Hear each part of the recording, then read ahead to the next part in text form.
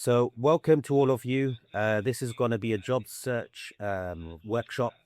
You all should, God willing, at least have four actionable steps to take away from today to action right away and improve your results in this difficult job search market.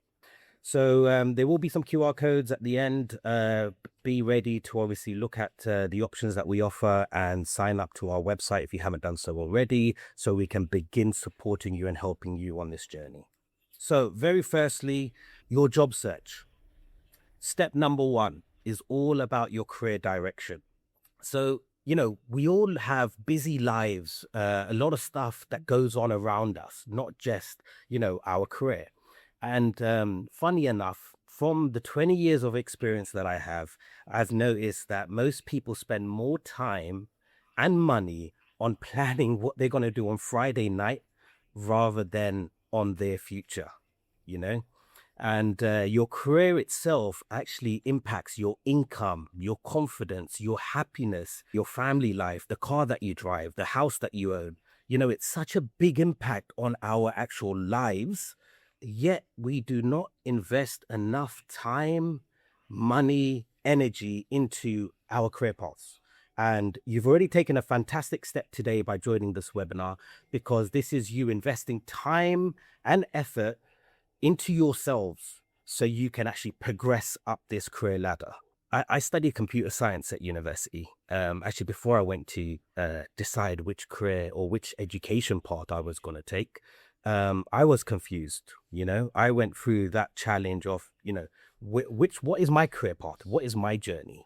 And I remember at one point I had applied for physiotherapy, and I got into Manchester University. I watched a movie, and I know it was Harrison Ford. He was a physiotherapist and he was helping someone, on their journey to get back to fitness. And I was really touched by it. So, I thought, just from a movie, let me go into physiotherapy. When I got into the uni, I remember one of my uncles came around and he was like, "Oh, you're going to become a physiotherapist, are you? All right, cool. Come practice on me." And he asked me to give him a massage, you know, you know, and that really put me off. It was like, what is this going to be my future? Is this what people are going to think? Is this what people are going to expect from me? And I straight away just changed my career path. That's how much of a lack of understanding I had. And I just wanted to bring that story in because, we really don't invest enough time in ourselves and understanding what we want to do for our future. A career is such an important decision that once you've decided on it, if you continue on that path, you can progress very quickly. But if you keep changing your decision and starting one thing, stopping, and then starting something else, and then stopping, you're always starting at the ground level at the bottom. So, we should really spend time now before you jump into a career. Which ladder am I going to choose? That's super important. You should really be thinking about at least getting some experience in the career paths that you are considering. And when I say experience, it doesn't mean getting a job. We all know that's hard. It's about mentoring. It's about, speaking to people in that career path. It's about seeing the ins and outs are like, because then you can make a much better valued decision. The step number one is your career direction. Where are you heading? What is your career path? Okay, we're going to start there. Then we're going to talk about actually your CV and your profile, because it's super important now. There's so much technology, AI, ATS systems, CRMs that read the CV even before a human sees it. So once you've done your career direction, you have to match that up to your CV and your profile in a very professional and proper way. Then once you've done up your CV, you then focus on your job search, and your strategy of how you're going to job search. Which system tools are you going to use? What job boards are you going to use? You register on Apply For You, register on Total Jobs. These are all strategies that help get the job. And then once you're starting to apply and you get good responses, step number 4 is the actual interview. And it is probably the most scary part of the process for most. And we're going to talk about that step. Don't worry too much, because it's actually my most enjoyable step. And I feel people can really benefit from that part of this webinar. And then at the end, we'll talk about obviously how to get hired and how to stay hired. What is the most important step? It's step number 1. It's very important that you take a structured approach to deciding which career path is right for you. Some people like working outdoors, they're very energetic. They like to be, in the sun, like laborers, scaffolders.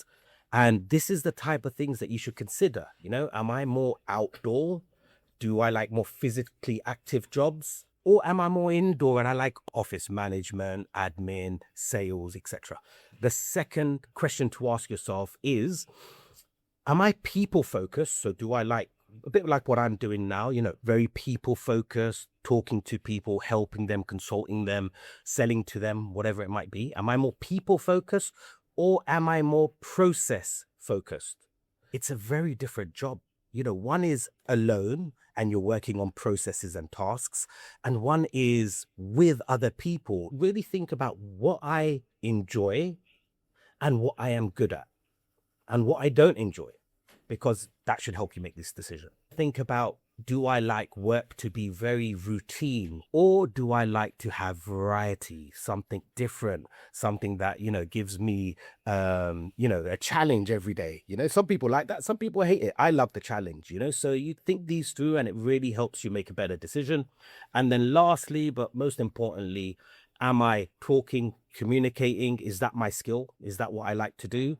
Or am I more a doer? Someone that produces something or manufactures something, like a factory worker, So these are the things that really help you make the right decision on your career. Once you've found your career direction, your career path, then you move on into your CV, which is step number 2.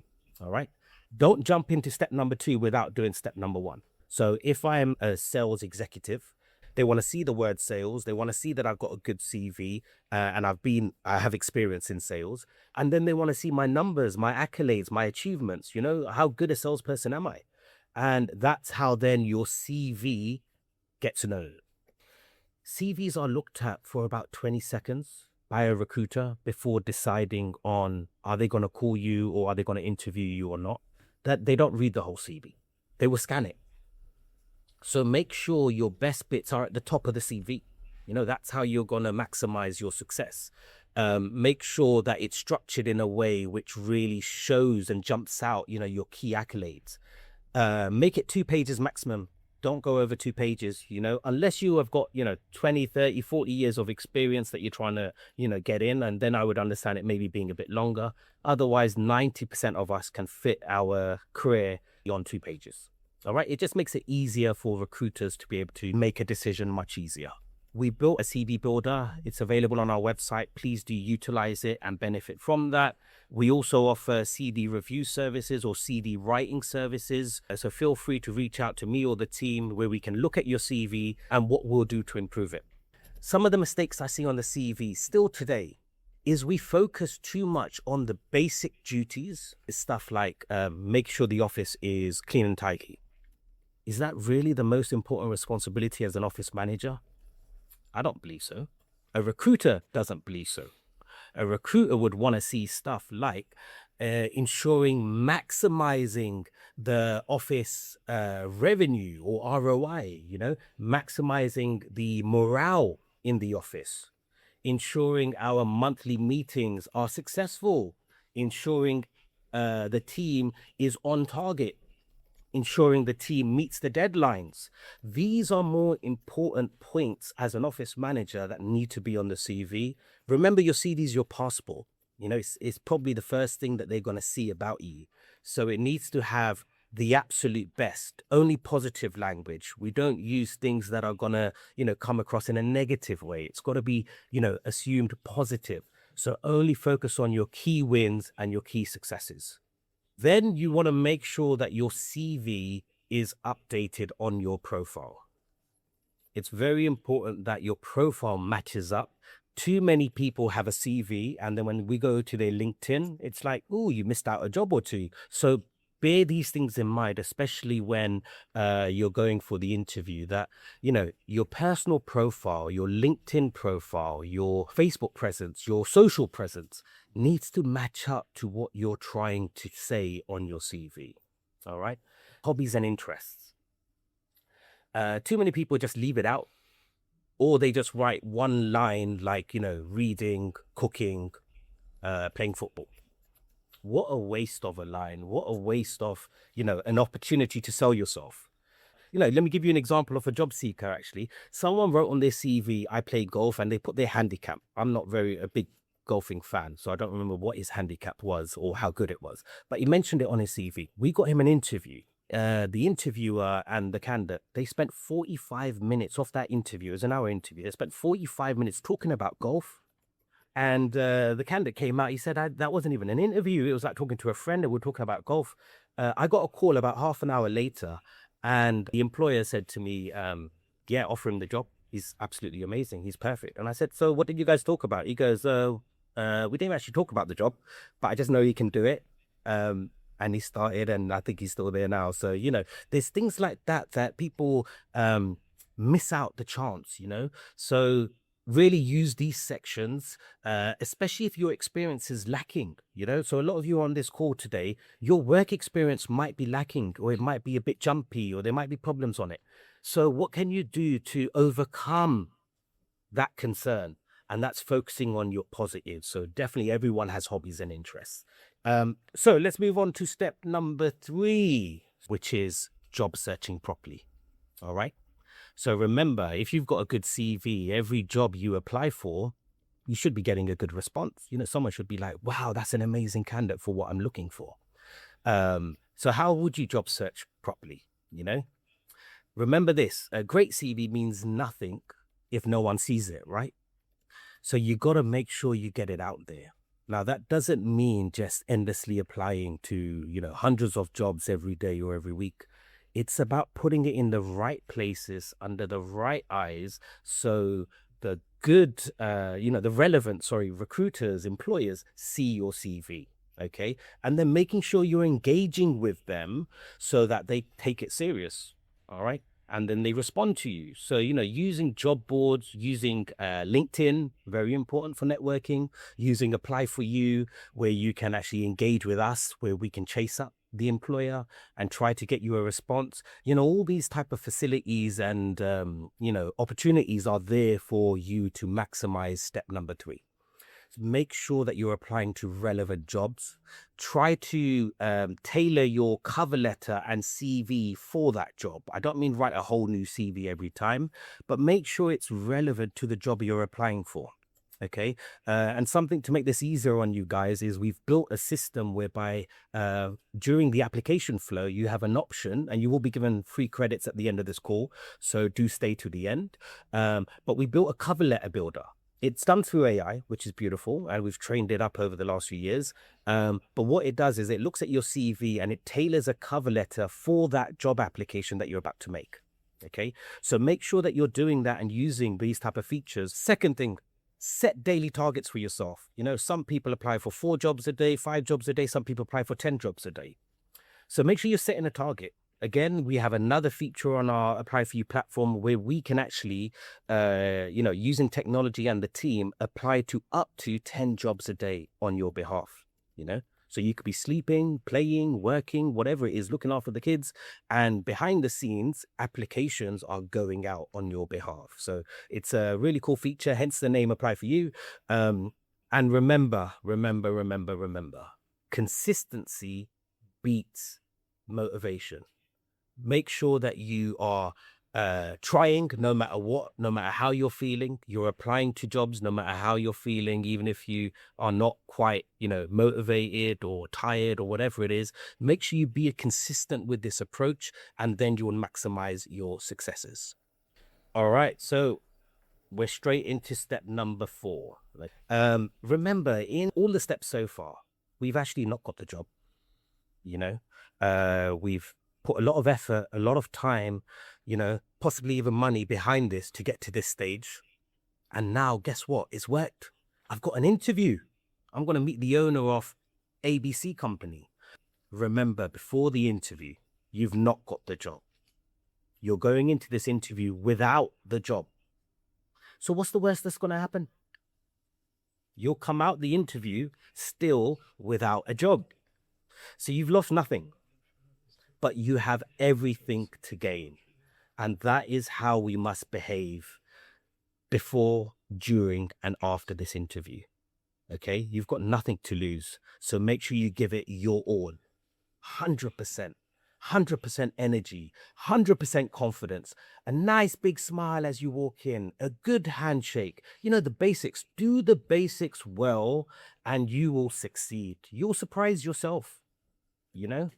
Remember God, put a prayer in before you go, you know, whatever works for yourselves. But make sure you're going in there not scared, not afraid, not nervous, but confident. And I'm just going to give you, I watched Michael the other day, you know, Michael Jackson movie. And I remembered something that he used to, I heard about it, that he was actually a really nervous personality. Before he used to go on stage, he used to sweat. Some people say that's why he used to wear the glove. You know, he used to be in jitters. But you know what? I couldn't see it. You couldn't see it. The world couldn't see that when he was on stage. You would not see nerves in his eyes or in his performance. And that is how a job seeker needs to behave in an interview. Don't let the interviewer know. He doesn't need to know that you're nervous. You need to remember that I might be nervous, but I'm going to fake it. I'm not going to let the person see that I'm nervous. You know, have the Michael Jackson approach. Just remember, it's confidence for 1 hour. Practice makes perfect. I always tell my guys, especially if they need a bit of training on the interview, to practice in front of the mirror, practice in front of family and friends. The questions are the same no matter what interview, what industry, what sector you go for. The questions don't change. You know, it's what are you doing here? Why do you want this job? What are your best skills? What are your weaknesses? What are your greatest achievements? Tell me about yourself. Tell me about your career. Tell me about you. Do you see what I mean? These questions are common and you're going to get them coming up in your interview in some way, shape, or form. So all you need to do is practice the stories that you're going to give. And they're not answers, they're stories. I want you to become a storyteller. You know, I remember when my grandparents used to speak to me, you know, they used to tell a story. They didn't used to just say one word.